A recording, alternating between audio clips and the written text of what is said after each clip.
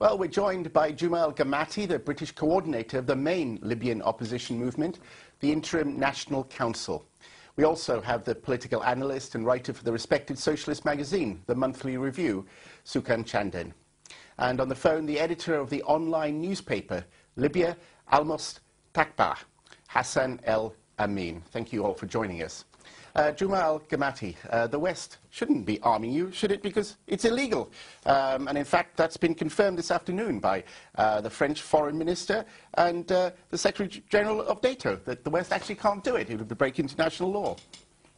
We are not asking the West to arm us, and it's not the West, by the way. It is the international community that has intervened in Libya. It's the United Nations Security Council Resolution 1973. It's got a very broad alliance of 43 countries, including 5 Arab countries. 2 of them are engaged in military action, including Turkey, one of the largest Muslim countries in the Islamic world. What we are asking is that it's our moral right to actually, we have a lot of frozen assets outside Libya, tens of billions of dollars. We can now export oil from the eastern region. We have a moral right to procure weapons and arms. Well, there's an arms embargo, though. That's not a.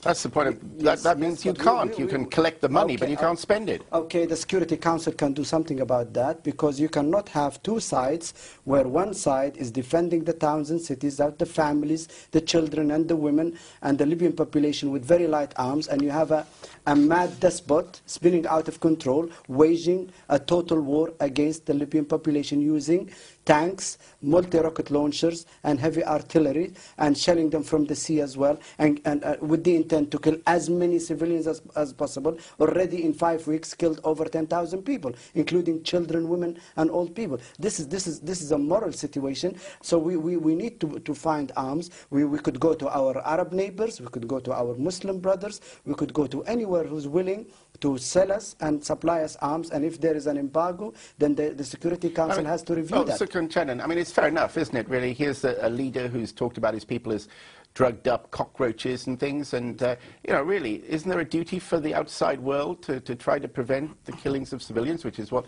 the purpose is, and if that means providing arms, which it looks like it might need to, they should do that. This has got nothing to do with killing of civilians. This has quite clearly been a British and French and subsequently a US plot from the very beginning. So there are no civilians killed. And they gave the game away. 10,000 killed are not civilians. And they gave the game away. This is ridiculous. When William Hague said on the 2nd day of the rebellion that Gaddafi has fled to Venezuela. He was the most senior politician at that point to speak up. And what he said by doing that, he said he gave away a whole bunch of clues as to the British hand in this plot from the very beginning.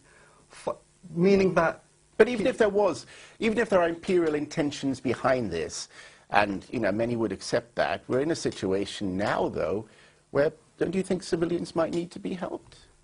Again, this is not a question of civilians. The best way, and of course, we're do you accept that 10,000 have been killed, and do you condemn that or not? No, I don't accept that 10,000. Fine, I'm leaving. Well, no, wait, listen. I'm not having a Muslim brother denying that 10,000 people of my brothers and sisters, children and old people, have been killed by a mad despot, and he's not willing to admit to it, and he's not willing to condemn it. I'm sorry, I'm not having a Muslim man. NATO is bombing your country. Please. Bye-bye. I don't need to. I have plenty, hundreds of media outlets are after me. No, but we need to hear your voice, sir. But, I mean, we need to hear your voice. No. Because, I mean, look, we're having a debate. You don't think that having a... How can he deny that?